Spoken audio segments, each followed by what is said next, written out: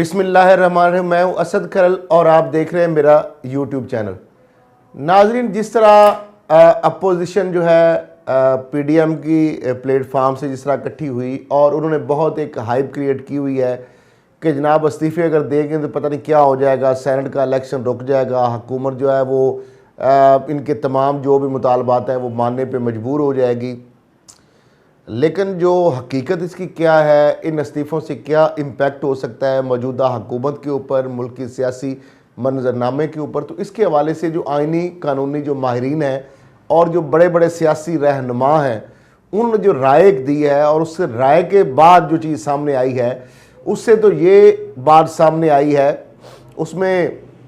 Peoples party के senior रहनुमा और मुमताज़ कानूनदान सेंटर एतजाज़ एहसन साहब शामिल हैं, उसमें SF जफ़र साहब शामिल हैं, पिलडार्ट के सरबरा अहमद बिलाल महबूब वो इसमें शामिल हैं। फिर उसके बाद दीगर जो रहनुमा हैं उनकी हवाले से साबिक़ अटारनी जनरल अशतर उसाफ़ अली जो है वो इसमें उनकी राय भी शामिल है। तो इससे तो उन्होंने कहा है कि ये अपोजिशन की जानब से जो PDM के प्लेटफार्म से अगर रिज़ाइन किए जाते हैं तो इससे जो सेनेट का मार्च 2021 में होने वाला जो इलेक्शन है उसमें उसको नहीं रोका जा सकता, इससे इलेक्टोरल जो कॉलेज है वो नहीं टूटेगा। दूसरी जानब जो एतजाज़ एहसन साहब ने बात की है, उन्होंने कहा है कि ये तो जो इस्तीफ़े अगर दिए जाएंगे तो इससे फ़ायदा PTI को होगा, पीपल्स पार्टी या नून लीग को फ़ायदा नहीं होगा बल्कि इससे फ़ायदा होगा PTI को। दूसरा उन्होंने ये कहा कि अगर असम्बली तहलील की जाएगी तो दैन जो है एक निगरान जो वज़ीर आला है वो लाया जा सकता है। तो मामला ये है कि अगर निगरान वज़ीर आला आएगा तो वो तो ज़ाहिर बात है फिर PTI जो है वही अपना बंदा लाएगी। तो क्या 2.5 साल चाहेगी पीपल्स पार्टी के वो अपनी हुकूमत की कुर्बानी दे और PTI को प्लेट में रख के जनाब वो इक़्तिदार दे दे। और इसी तरीके से जो सेनेट का इलेक्शन का एक प्रोसेस है उसके अंदर सिंध की हद तक तो इलेक्टोरल जो कॉलेज है उसकी डिले हो सकता है, लेकिन बाकी जो असम्बलियाँ हैं उनके इस्तीफ़ों से सेनेट का जो इलेक्शन है उन सूबों के अंदर असरअंदाज नहीं होगा। तो अब ये जो एक हाइप थी, जो एक बड़ा जनाब बताई जा रही थी बात कि जनाब इस्तीफ़े हम दे देंगे, हुकूमत घुटने टेकने पर मजबूर हो गई है, हुकूमत बुखला गई है, हुकूमत घबराहट का शिकार हो गई है, हुकूमत ने जनाब इसी वजह से, इसी प्रेशर की वजह से जनाब मुज़ाकरात के लिए जो आमादा हो गई है और उन्होंने पेशकश कर दी है कि हम जनाब डायलाग के लिए तैयार हैं। तो ये जो एक दावा किया गया हुकूमत के हवाले से कि जनाब हुकूमत जो है उसने बाकायदा, जिस तरह एहसन इकबाल साहब जो नून लीग के सेक्रेटरी जनरल है उन्होंने कहा कि जनाब हुकूमत ने हमसे राबता किया अपोजिशन से मुज़ाकरात के लिए। तो वफाकी वज़ीर इत्तलात व नशरियात जो हैं सेनेटर शिबली फराज साहब, उन्होंने इस बात की तरदीद कर दी है। उन्होंने कहा कि हुकूमत ने मुज़ाकरात के लिए कोई राबता नहीं किया। तो मैं समझता हूँ ये भी एक बहुत बड़ा इनका जो एक पत्ता था, जो कार्ड था, जो एक बावर कराया जा रहा था आवाम को कि शायद हुकूमत जो है वो घबरा गई है इन जलसों की वजह से, या इस्तीफ़ों का जो एक आने वाले जो दिनों के अंदर जो हुकूमत इस तरह का कोई इक़दाम कर सकती है, तो ये भी उसके अंदर चीज़ आ गई। तो अब मामला ये है कि ये जो जलसा है 13 दिसंबर को ये भी गुजर जाएगा। इसके बाद जो कल एक दिन पहले यानी इफ्तिखार हुसैन साहब की जानिब से एक बयान आया था, मेरी नज़र से गुजरा है। उन्होंने कहा जी जनवरी के आखिर में हम लॉन्ग मार्च करेंगे। अब मामला ये है कि 8 दिसंबर को भी PDM का एक इजलास हुआ, 9 को भी मौलाना फजल रहमान साहब ने बिलावल भुट्टो जरदारी और मरीम साहिबा जो है उनको इनवाइट किया और दोबारा उन्होंने स्टेटमेंट जारी की। लेकिन उस वक्त तक ये बात जो है इस तरह की वहाँ पे कोई बात नहीं की गई कि जनवरी के आखिर में ये लॉन्ग मार्च शुरू किया जाएगा। नाज़रीन, मामला ये है कि अब अपोजिशन जो है जिस तरीके से वो चाह रही थी या एक्सपेक्ट कर रही थी कि शायद हुकूमत के ऊपर बहुत ज़्यादा दबाव आ जाएगा और हुकूमत जनाब उनके जो मुतालबात है वो मानने पे मजबूर हो जाएगी, तो जलसा जो है ये 13 दिसंबर का ख़त्म हो रहा है। इस्तीफ़ों के हवाले से जो बात थी, जिस तरह मरियम साहबा ने नारा लगा दिया कि आर या पार, तो लग ये रहा था शायद कि 8 तारीख का जो जलसा है, जो पीडीएम का जो मीटिंग है, उसके अंदर ही ये डिसीजन आ जाएगा। लेकिन वहाँ पे तो डिसीजन क्या आना था, उल्टा मरियम साहिबा जो है उनकी इस तरह के जो ऐलानात हैं उसके ऊपर ना सिर्फ मौलाना फजल रहमान साहब जो है उनकी रिजर्वेशन सख्त पाई गई, बल्कि आसफ जरदारी साहब और बिलावल भुट्टो जरदारी साहब ने भी नवाज शरीफ साहब को मरियम साहबा की इस हवाले से शिकायत लगाई कि पीडीएम से प्लेटफार्म से जो फैसले अगर एक्सपेक्ट होने हैं या नहीं होने, उससे पहले ही वो पीडीएम के हवाले से जो फैसले हैं वो सादर फरमा रही हैं, उनको रोका जाए। और इसी तरह की चीज़ें जो हैं वो हमजा शहबाज और शहबाज शरीफ साहब की जानब से भी जब वो बाहर आए थे पैरोल पर, तो नवाज शरीफ साहब को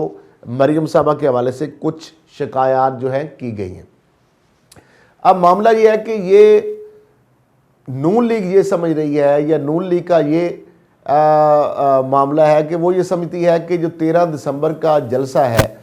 वो एक बहुत बड़ा, चूँकि जलसा वो इसके लिए एफर्ट कर रहे हैं करने की, तो वो समझते हैं कि इसके हवाले से हुकूमत जो है उसको बहुत अंडर प्रेशर किया जा सकता है। अब मामला ये है कि ये जो जलसा है मैं समझता हूँ कि तमाम तर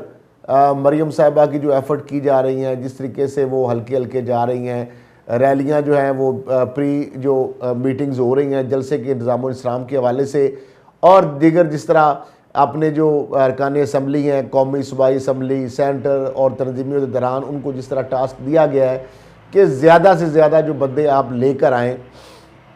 तो मैं समझाऊँ इस हवाले से बहुत बड़ी तादाद तो नहीं होगी, लेकिन ये है कि इतनी तादाद हो सकती है जिस पे पीडीएम या पीएमएलएन जो है वो ये क्रेडिट लेने की कोशिश करेगी कि कोरोना की इस वबा के बावजूद हमने इतने ज़्यादा लोग इकट्ठे कर लिए हैं। वो इस जलसे को अपनी कामयाबी और आवाम को का मौजूदा हुकूमत के ख़िलाफ़ एक रेफरेंडम करार दे देगी। ताहम जिस तरीके से अगर 2011 के जलसे की बात की जाए इमरान खान साहब की, तो उसका रिकॉर्ड जो एक पार्टी का जलसा था, और उस वक्त वो इक़्तिदार में पार्टी भी नहीं आई थी, उस जलसे से बहुत छोटा जलसा होगा, ये आपको मैं बता रहा हूँ। और ये मैं कोई इसके ऊपर कोई ये नहीं है कि मैं कोई अंदाज़ा लगा रहा हूँ, मैंने जो हमारी मुख्तलिफ रहनुमाओं से बात होती है, ये जो उनकी एक्टिविटीज़ या जो एफ़र्ट्स या जो ग्राउंड पे जाके चीज़ें चेक की हैं, उससे मुझे ये अंदाज़ा हुआ है कि ये उस जलसे का मुकाबला नहीं कर सकेंगी। और दूसरी जानब ये है कि नवाज शरीफ साहब जो है, ज़राए ने ये बताया कि उन्होंने मरियम साहिबा को ये कहा, जो कि एक और ज़्यादा मेरा ख्याल चैलेंजिंग टास्क है, कि उन्होंने कहा कि अल्लामा खादिम रिजवी साहब का जो जनाजा हुआ है, ये जलसा उससे ज़्यादा होना चाहिए। तो अब मुझे नहीं समझ आ रही कि नवाज शरीफ साहब को ये शायद पता नहीं है कि वो एक आशिक़ रसूल का जनाजा था और ये एक पॉलिटिकल स्टंट है, तो उसके लिए तो पाकिस्तानी पूरी कौम जो है वो मर मिटने के लिए तैयार है। लेकिन आपकी चोरियां और आपके डाके और आपकी लूट मार के लिए इतने ज़्यादा लोग लाखों की तादाद में क्यों आएंगे, वो आपको अंदाज़ा हो जाएगा। यानी उसका जनाजा और आपकी 11 पार्टियों का जो जलसा है वो उसके अशरे अशीर भी नहीं होगा, आप देख लीजिएगा। और इसमें तो आप लोगों को ला रहे हैं, उनको फोर्स कर रहे हैं, उनको मोटिवेट कर रहे हैं, उसमें तो खुद से लोग आए थे और जोकदार जोक आए थे लोग। ना सिर्फ मीनार पाकिस्तान पूरा खचाखच भरा हुआ था, बल्कि उसके अतराफ में लोग जो है, सड़कें जो है वो भरी हुई थी, बड़ी बड़ी इमारतें जो थे वो फुल थी, वो जो आज़ादी जो चौक था वो फुल था, उसके ऊपर जो फ्लाई ओवर है उसके ऊपर लोग खड़े थे, सड़कें पूरी लंबी कई किलोमीटर तक जो उसकी जो कितारें लग गई, और दादा दरबार से शुरू होकर आगे कहाँ तक वो जा रहा था, और उधर से भी बदामी बाग की तरफ और चारों तरफ जो बादशाह मस्जिद की तरफ और दूसरी पिछली तरफ, तो हर तरफ जो है लोगों का ठाठे मारता वहाँ पे समुंदर था। अब मामला ये है कि जो पीडीएम है उसने इस्तीफ़ों की बात की, और इस्तीफ़े पहली बात तो पीपल्स पार्टी जो है उसने इनकार कर दिया, और दूसरी जानब ये है कि जिस तरह मैंने बताई बात अब कि नून लीग के सीनियर लोग, पीटीआई के सीनियर लोग, सीनियर उनके पार्लियामेंटेरियन, वो खुद ये कह चुके हैं, ये खुद कह दिया उन्होंने कि ये जो इस्तीफ़ों का मामला है इससे हुकूमत को कोई नुकसान नहीं होगा, इसका तो उल्टा नुकसान हो जाएगा पीडीएम को, अपोजिशन जमातों को। तो लिहाजा ये जो एक हवा था या जो हाइप थी वो तो बिल्कुल अब उससे गुब्बारे से तो गई है हवा निकल। अब ये जो डायलॉग की बात कर रहे थे कि डायलॉग के ऊपर हमने मजबूर कर लिया है, शिबली फराज साहब ने उसकी भी अब तरदीद कर दी है। एहसन इकबाल साहब के इस दावे की कि हुकूमत जनाब डायलॉग पे मजबूर हो गई है और उसने हमसे राब्ते कर लिए हैं। तो अब मामला ये है कि देखना ये है कि इस हवाले से क्या आगे मंजरनामा बन रहा है। अब जो कौमी और चारों सूबाई असम्बलियों की अगर बात की जाए तो कुल 1090 उनकी कानून साजों में से 494 जो है उनका तल्लक है पीडीएम की जमातों से, जिसमें ये इशारा किया गया कि अगर पीडीएम के मनसूबे के तहत तमाम असम्बलियों में अपोजिशन के तमाम अरकान, अगर जो कि ये पॉसिबल नहीं है, मैं बार बार ये कह रहा हूँ कि कम से कम नून लीग के तमाम लोग तो इस्तीफे देने के लिए तैयार नहीं, पीपल पार्टी के पहले वैसे ही नहीं तैयार, तमाम अरकान इस्तीफे पेश करते हैं तो सेनेट अपने इंतखाबी कॉलेज का 45% गंवा देगा। तो जो 45% लोग हैं